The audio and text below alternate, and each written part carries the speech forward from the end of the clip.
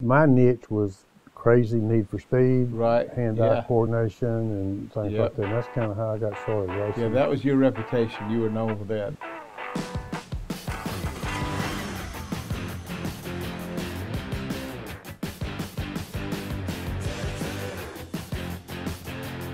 Yeah, you got in the Guinness Book of Record for that one, didn't you? Yep. That's what I Yeah, heard. we set record. We started setting records mid-60s. We increase it every year.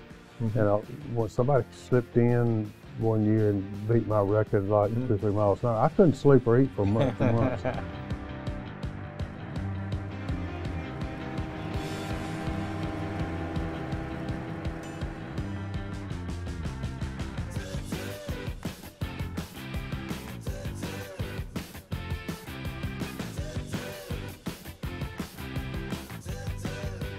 Tell me a little bit about your background. Just raised in Columbus. I know your father was in the boat business. How did you get started? Dad was actually in the car business, used cars, after he graduated from Birmingham Southern, and that led him into the car business after he graduated. And he saw later, as of course kids came along and whatnot, we all had interest. We were very fortunate the way we were raised. My dad loved to hunt. We did field trials, loaded up horses. You know, he spent a lot of time with us. Yeah. And kind of grooming us and let us kind of find our way. But from the car business, he saw the marine industry in its infancy. And it's kind of crazy how we ended up being a Mercury outboard dealer.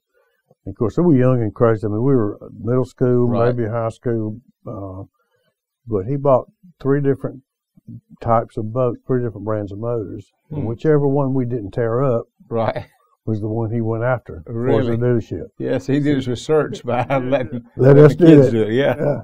So it's practical on the job training. But so that was probably what, like Johnson, Evinrude? You got it right. You're dead on it. You're dead on it. You're dead on the 3. Yeah, I think those are 3 big ones. Yeah. So that's how I became a Mercury dealer. How about that? And he became a Mercury dealer in 1960, 1961. And that's kind of how it started. Wow. Then as we progressed, the boat business overtook the car business, and we went total boat business. But it was a lot of interesting things the way we went about the boat business. Again, my brother Bill, who you know real well, was probably more athletic than I was, but I had my niche was crazy need for speed, hand-eye coordination, and things like that. And that's kind of how I got started racing. Yeah, that was your reputation. You were known for that. That's where, and you got into it when you got into boat racing. Gosh, in those days they weren't built the boats like nowadays. You know, I mean, they had the big outboard motors and all that, a few inboards. What kind of boats were they? How heavy were they? How fast did they go? And how young were you when you first raced your first boat? I don't think I was 16 years old. I think my mother had to take me to the lake to test. Isn't that embarrassing? Yeah. That's what it is. Actually, the first time we ever did there was a boat race on Lake Harding where you used to live, and it was a 4-hour race. And I don't think I was 16. I think I was maybe like 15. Right. And of course, my dad wouldn't turn me loose in something real fast then, but the boat may have run 45 miles an hour. Wow. But then I finished second or third in 4 hours running around Lake Harding. And that kind of started the whole thing.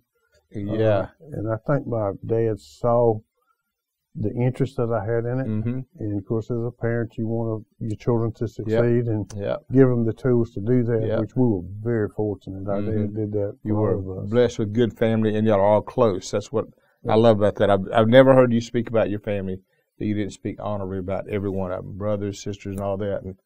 And you were the oldest of the bunch, right? Oh, I've got an older sister. Older sister, okay. She was a school teacher. She taught at Brookstone for 30 years. Wow.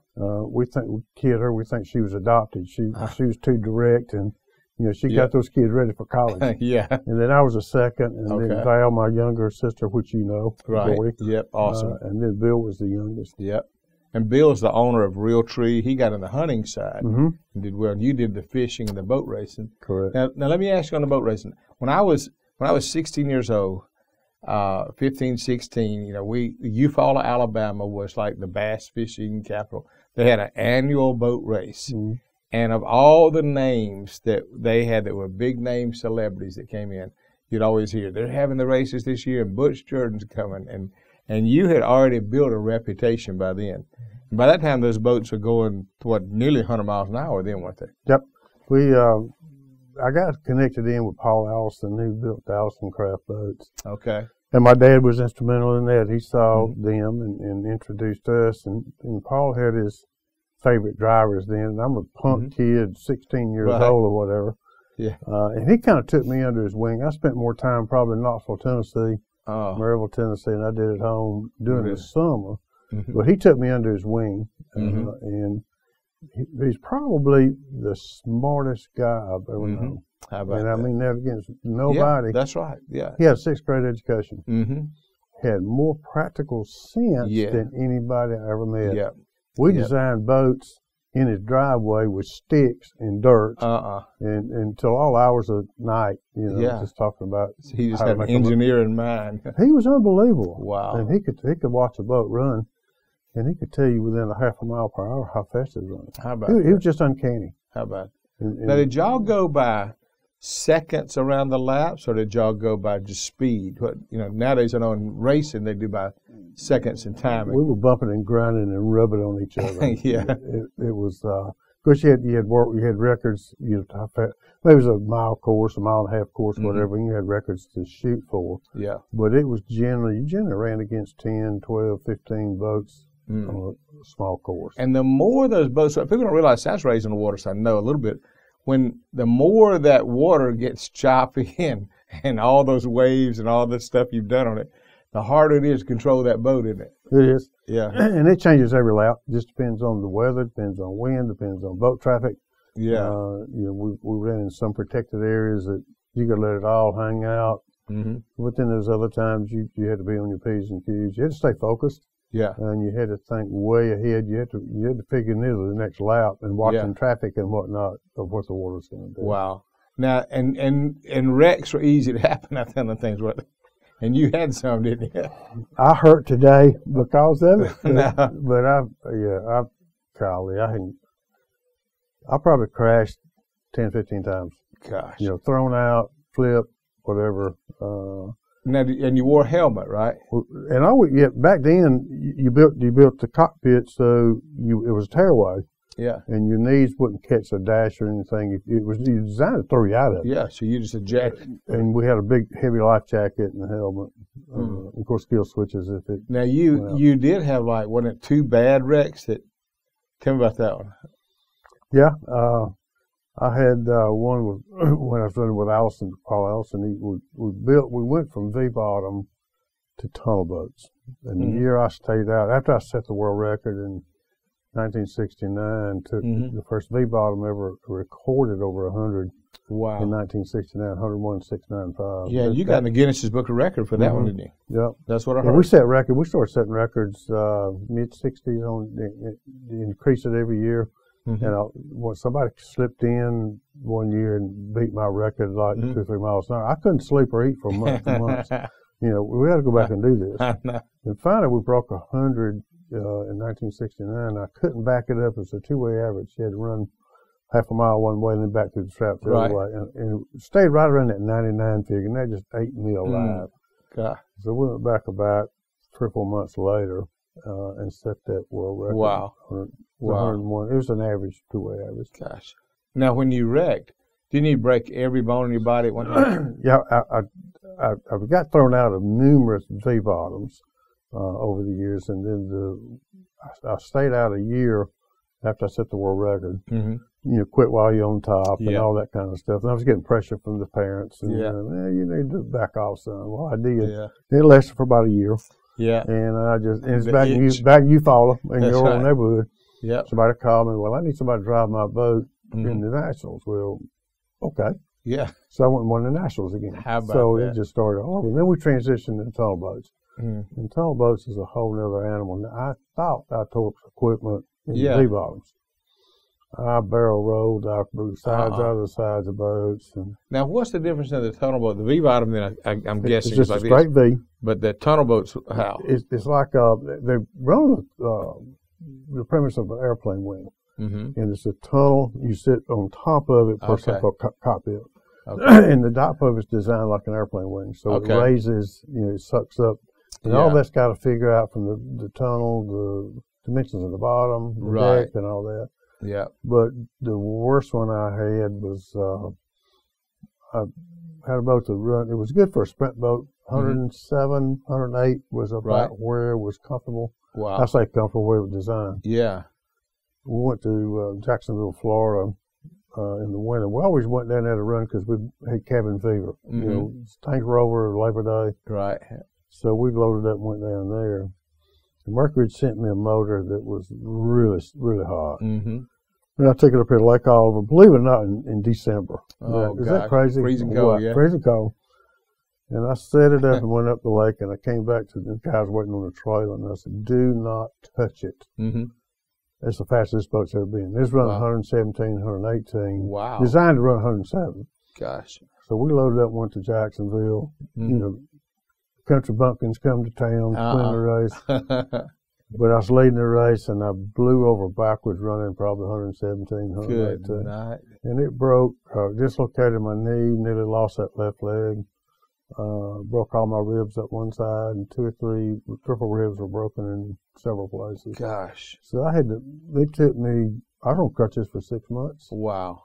And I went back the next year and won the race. How about that? I know that's you, crazy. Butch. That's you. That's. Now let me ask you: hitting the water at that speed. I mean, that's just—it's hard to even comprehend because people don't realize that water ain't soft. Well, you know how tall our building is here at the church. Yeah. Just jump off and hit the asphalt. Yeah. And that's how hard it is. Yeah. Wow. Because it's like a rock. You'll skip until you can stop. Until it brings you in. Right. But it's hard as concrete. Gosh. Especially when you go over like I did. I went up, 18, 20 foot high when it blew over, and then it threw me out the side. Wow. Which is designed to do that. Did it feel like it's going in slow motion? You're thinking, oh, no. I can remember to this day my thoughts were when all that was going on. Right. I just remember sitting in the corner, and it didn't set. The first 2 or 3 laps it set fine, and the wind shifted just a little bit. When I set it, the boat didn't set, and I'm thinking, uh-oh, to myself. Yeah. And then it settled back down, and it like touched back down. I came up and back down, and all in slow motion. You're right, and I made it. And I'm running 118 or whatever, Yeah. And then it kissed off, and it went straight up. Now, what do I remember saying? Oh, shoot, but it was not exactly like that. But before it threw me out. Yeah. But I remember that. Wow. And then it threw me out. I would think. Now, were you conscious the whole time when they pulled you out? In and out of shock. Next thing I remember, I was in the water, cold. Somehow or another, the boat was, of course, destroyed. It was upside down, the nose of it. I remember getting back to the nose of the boat, and the next place guy got to me, and he hollered at me, "You okay?" And I said, "No." Now, I do remember that. Right. And then from that, I don't remember much. He told me later, he came to see me in the hospital, he said, "You said like you had good sense." I'm in the water now. Right. I can feel water coming into my helmet. He said, "You took your driving gloves off." Now, I don't remember this. Yeah. And tucked them, and the boat's upside down, and laid them on the inside of the tunnel boat like I was supposed to be doing that. Yeah. I don't remember that. You're just out of it. Yeah. Then they took me in. I remember being a little bit in and out of shock. Yeah. I remember going in the hospital. Some of that I remember. I do remember the doctor, once they finally realized how bad it was. Yeah. He said, "We got to operate on you now." Wow. Because we might have to take a leg off. That's all I remember. Yeah. Wow. And then the conversation that my dad my mother flew down. He said, "You don't cut that boy's leg off till I get there." So I'm very fortunate. Yeah, you sure are. You sure are. Yeah, because that you had another wreck after that one, didn't you? Yeah. I mean, I came out of another one or two, over the years, but that was the worst one. It probably made me a better driver. Right. because I just hair on fire, didn't care. Yeah. You didn't have the respect for it. You could have had, yeah. Yeah. It made me a better driver. Yeah. Yeah. I continued to drive for another, I don't know, 10 years, I guess, something like that. You were good at it, though. And that's the thing, Butch. It's really, I think it's just a gift to, you know, some people have, like, say, good hand-eye coordination.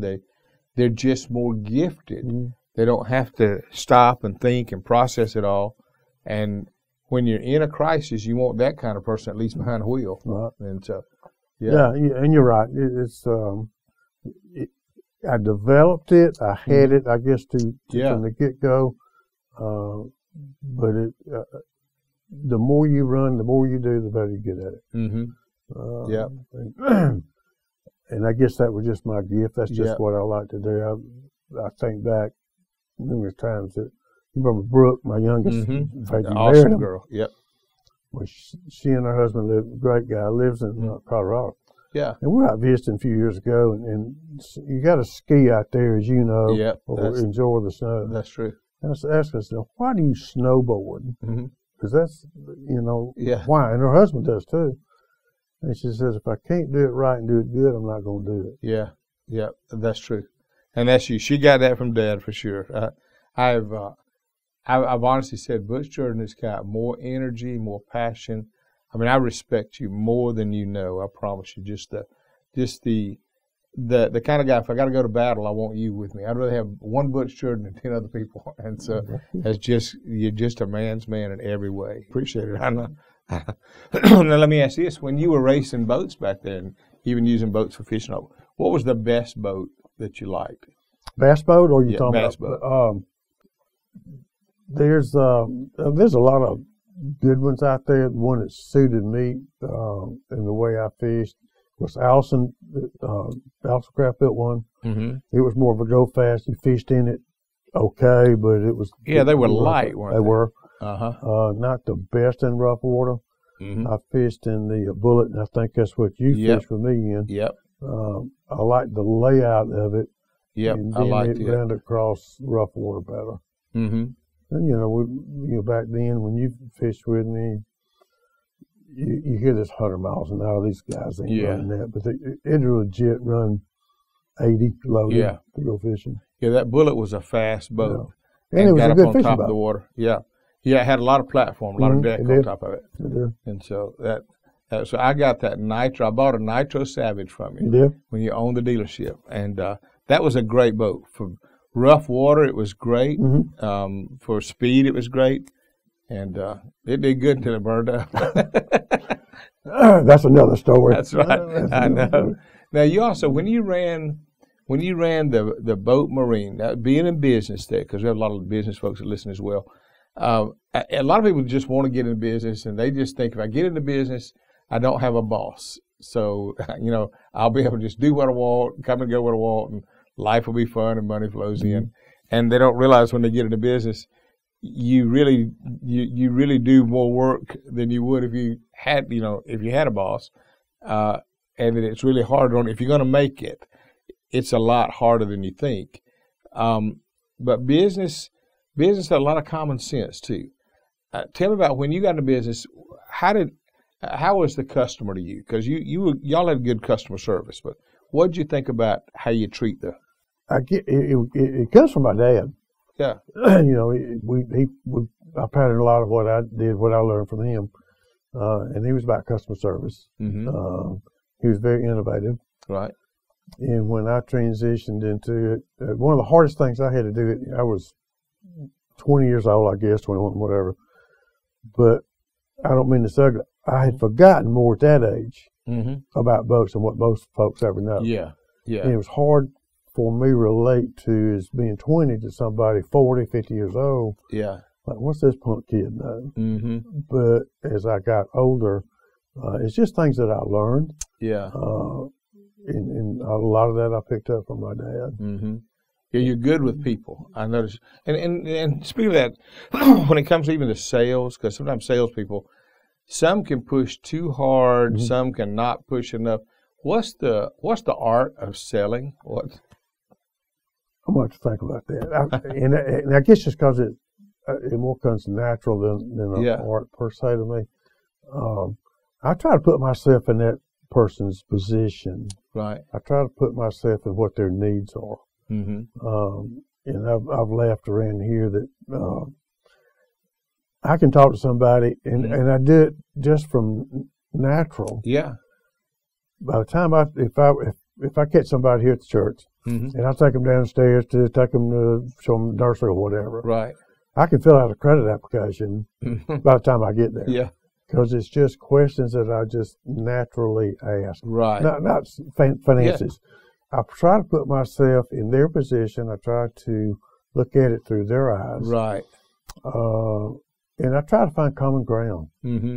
Yeah. Now, having been to so many different places, raced around the country, around the world, I've been to a lot of places. Yep. And a lot of times I connect through that. But what brought you here? How'd you find us here at Cascade? Yeah. And a lot of times something will open up that I can relate to, I can understand what they're saying, that I can build a trust with. Okay. Okay, you're coming from so-and-so. Hey, maybe Colorado Springs.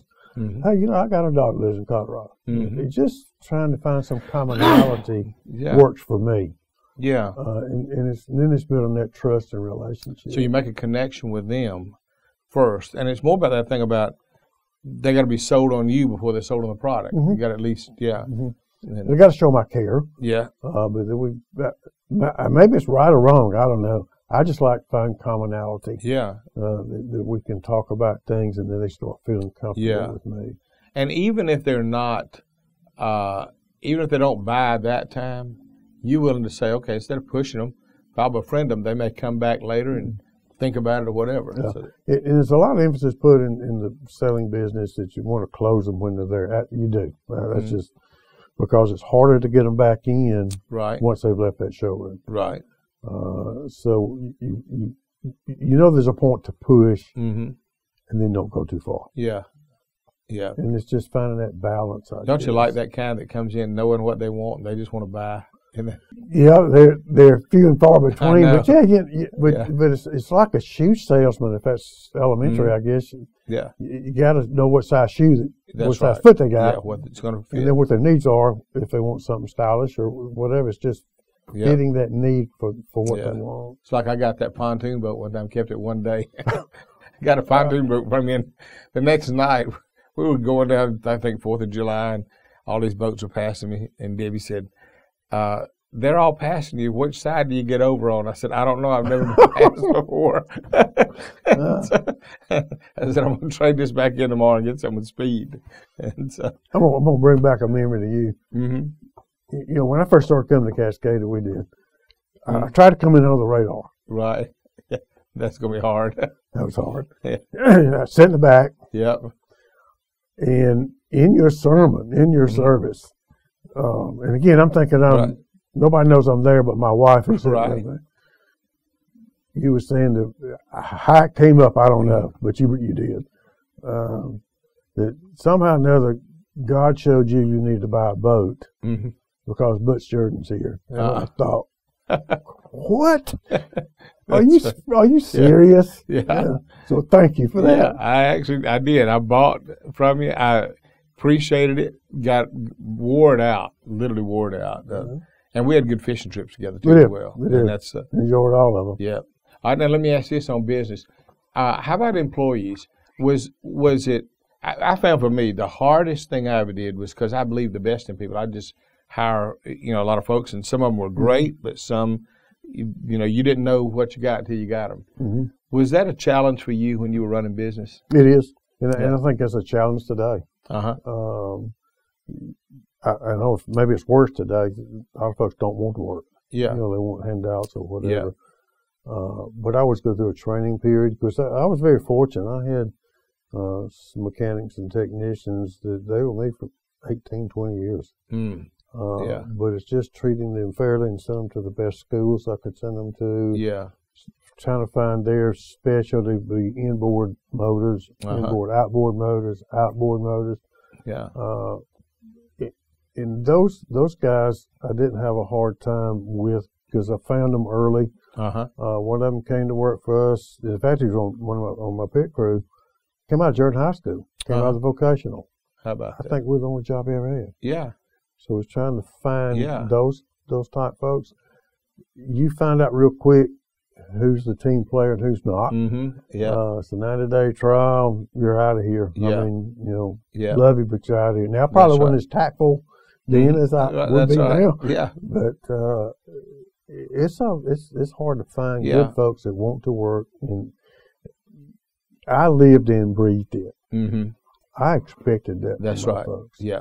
And if they couldn't do that, then you don't belong here. That's right. Yeah. Love you, but this ain't working out. That's right. You had to have people that were all in. That's right. And you wanted to be, because your name was on that sign, you want to make sure when somebody bought a boat or came back and got service, that all the way through the process that they were not forgotten and taken care of and given excellence. Right. And I would always try to, we got through putting a deal together and closing it, that when they took delivery, made it a point to introduce them to the service manager. And this is stuff they do today. It's not rocket science. Yeah. Because he's your point of contact when something breaks. Yeah. And if he can't fix it, you come see me. We'll get it fixed. Right. Yeah. But I always try to do that easy handoff for the customer service. Well, you did it well with it, and that's that big thing is getting the right employees. I find for a lot of business people think, you can just hire anybody. I had a guy a while back that started his own business, and I said, well, for me, he was asking me what I did. So for me, hiring the right people was the most crucial. But he just went out and hired anybody and everybody, and he said they'd show up one day, they wouldn't show up there. He was in a construction type business, and he said I'm on a job site, nobody shows up, and within 6 months he was out of business, and it all had to do with just employees. Yep, that's right. I've had people ask me numerous times that knew me from the past in boat business, wow, you're working for a church? Like, what? Yeah. And I said, well, I thought the same thing. Yeah.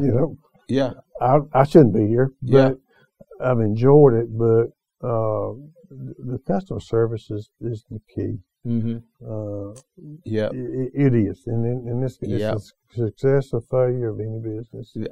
I've had folks ask me, well, man, what's the difference in working for a church? Kind of like, what? Yeah. Nothing. That's right. And I said, what? You're still dealing with people. That's right. People are people. You're right. It's the way you treat them. That's right. Is the end result. Yep. And so there's no difference. It's just still dealing with people. Yeah, and that's one thing you've really added that to us, Butch.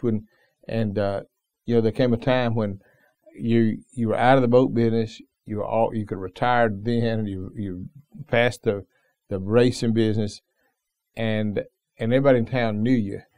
And I said, wait a minute, if anybody can run at the pace that I run at and keep all this other stuff going, let me get Butch. And you came in, and you know this, with every person to bring on a team, there's either a lift or a load. Within about 3 months, you figure out either, they're not carrying the weight I thought, or boy, it feels better. And you did that. You were a lift. I mean, everybody felt it. Thank you. You've added both experience and given wisdom to some of the younger staff. And it's been for you, the good thing about ministry part on the church side was there's a different situation every day. So you're like me, a little bit like the ADT thing, that you get to wear a different hat all the time. If it were the one job all the time, I'd go bored. But one day it's a funeral, next day it's a wedding, the next day it's it's an event in town, and there's always something. Yeah, I don't know I could survive if I had to do the same thing day in and day out. Yeah. Yeah, like an assembly line, the kind of thing. That ain't me. I know. I can't do that. I know. There'd come a time you'd say, "Oh gosh, not this again." But here, you really never know what to expect. I mean, you just when you think you've seen it all, that's it never. There's not much surprises me anymore. No. You just take it as it comes and deal with it. And you learn about people. More than anything else. The biggest thing on the church side is you see people of all walks of life. You see people that make good decisions and get good results. You see people that make bad decisions, and that's why they're where they are. They won't change. And then you see people that you just – the biggest thing I get out of it is I see people that I think all they need is a little bit of help, just a little bit, and they can get where they want to be. Yeah. But you've added great value. Well, thank you. I've enjoyed it. It's been quite a ride. Yeah. When you chased me down the parking lot years ago, so I want you over here, like, to myself, yeah, that ain't happening. I'm not. No, and then you caught me again.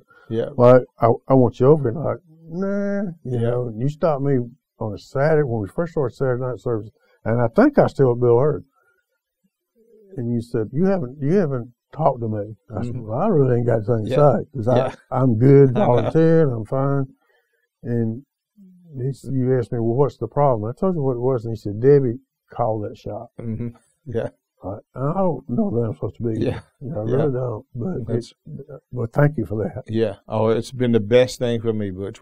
We wouldn't be where we are. I wouldn't have seen near the blessing, the victories, none of the things had it not been that God put us together. Our path for me, you made my life better. I mean it honestly when I say Butch Jordan is a man's man. He's the guy who, I was thinking about this, last night for a minute. I said, if I had to stand there, now I hope I never do, but at your funeral, I could honestly say, this is a guy that I could tell my kids, boys, be like that. That's a man. And I couldn't say that about everybody, but I could say it about you. I love you. You've been, what you see is what you get. You've never done anything except made it better and moved the ball. There are times, it's funny, as I've said, I even said to my son Brent one time, we were talking about getting something done. And I said, well, the problem is, he said, Dad, I got this. I asked so-and-so to get it done. I said, you're asking the wrong one. I said, Butch is your go-to guy. It's kind of like the Jerry Rice for Joe Montana. I said, if you want to throw that long ball, Butch is the guy that'll catch it. And I remember 1 hour later, he called me and said, you're right. I've been fooling around with this 2 months. I called Butch. That ball's moving. He's already making the doors happen. One is, I believe you're in the will of God. I believe there's going to be more folks in heaven. I think there are more folks who have been blessed that they don't even realize you've been used by God in eternal ways, Butch, and your rewards. It's not like, there are a lot of people that we're going to look at in this world, we're going to say, man, that one made a ton of money and that one became famous. You got a chance to be where the money was, to be where the fame was, to get this stuff.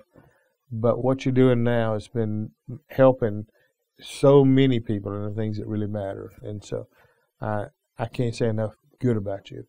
And, thank you. This church has been phenomenal. Yeah. For me personally. Yeah. Well, it's been what we all needed. You know what's funny is I look at this and I think, I look back, how when you get older, I look back and I say, only God could have Bill Purvis and Butch Jordan on the same team somewhere doing it. I mean, when I was a kid, people would say, I'd joke with my friends, I'd say, give me $1, I'll pay you back next time I see you in church. And they'd say, I'll never see that dollar again. Right, huh? Yeah. And then I would look at you and I saw this guy that he's coming, he's the boat racer, and he's a champion, and I followed all the things you did. And then to know we had the privilege of becoming friends, that means the world to me. So, well, this church has done so much for me because I lived outside the race boat like I drove, which is wild and crazy. Yeah. And this was the right place at the right time. And what would you tell somebody that says, I'm trying, maybe they're in some field where they just want to be the winner, they want to get the trophy, they're just competitive. But on the inside, there's something missing, and they're where you've been before. You accomplished it, but there's still something. You're still racing to get it. What do you say to them about faith? I'm smiling for a reason. Yeah, because that was me. Yeah, I had a big hole. Probably one of the things I missed coming along was balance. Mm-hmm. Is balancing family life with business, and I didn't do a good job at that. It's about me. I mean, I think I've said this before. I had a house, but not a home. Yeah, if that makes sense. Yeah. And it just took. I'm a fix-it person. Mm-hmm. I'm a connect the dots person. Right. If I can connect this person, it makes them better. I get that from you. Yeah. But I didn't do a good job at that. Right. And I didn't have the answers to some things. You remember Davey Allison? Yeah. He was a good friend. That's right. And I took his death harder than my own dad's. Wow. Now, not that I didn't love my dad. Yeah. But the age difference. Right. And that was something that I dealt with. So I didn't have the answers. Mm.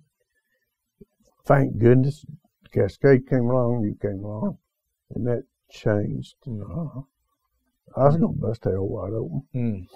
Mm. Well, but this church kept me from doing that. Well, the beauty of it is God had mercy, and God, He does this, Butch. I think He lets us run our own race until we're ready. Sometimes I've tried to push people that weren't ready yet, but when they're ready, then it's almost that thing they always say: when the student is ready, the teacher shows up. When you're ready, then that's the right place. Yeah, I look back and it was so easy had I done that years ago, but I had pride. Yeah. All about me, whatever reasons, but I would have been a better parent. Mm-hmm. I would have been a better business person. Mm-hmm. I don't think being a Christian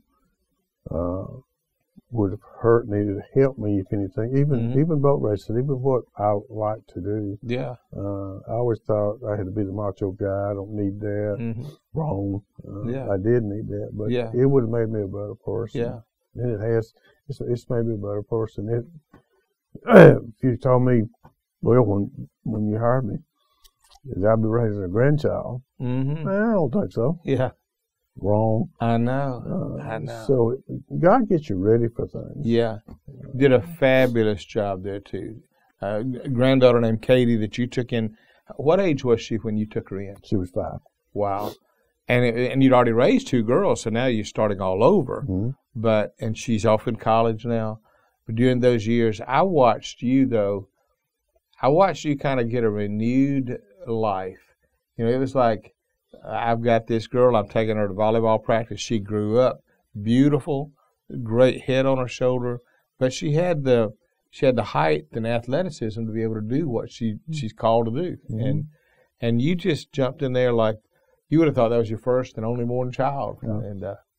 And she's been a blessing. We were watching her last Friday and Saturday. She's goes to school at Faulkner playing volleyball over there.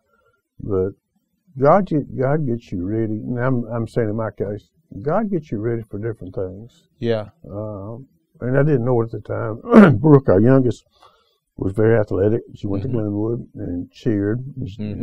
Over at Ole Miss, she went there. She did. Yeah. But when we were taking her to Atlanta, and this is when we first started Cascade, every Sunday after church, we'd blow to Atlanta, and she trained cheerleading up there because they didn't have anything here in Columbus for 4, 5, 6 hours. Mm-hmm.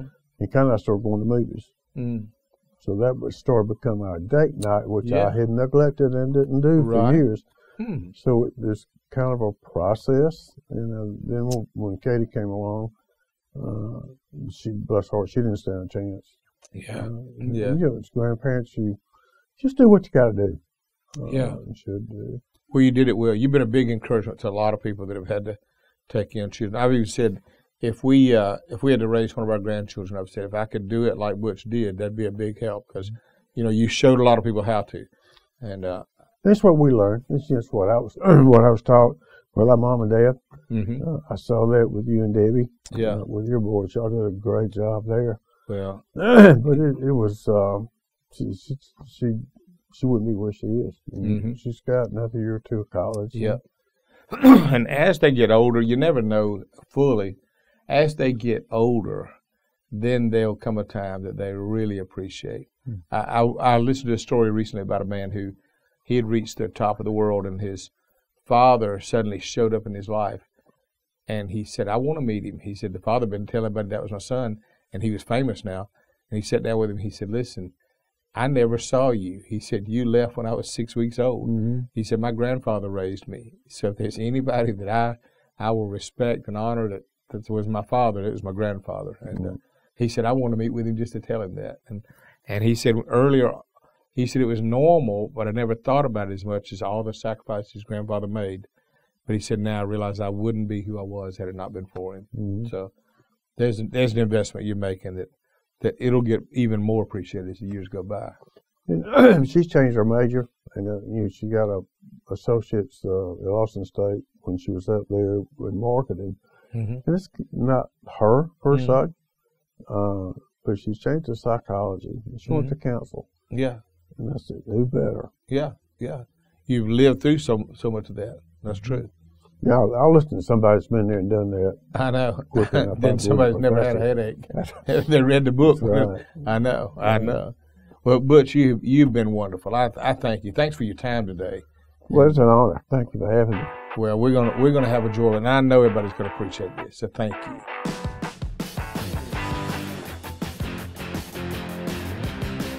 If you would like to check out other episodes that we've got on our channel, you can do so by clicking that button right there, or you can subscribe, which you need to do, and you can do so by clicking that button right there. Thank you guys so much for watching. We're so glad you're tuning in, and as always, remember that this is where real leaders are made.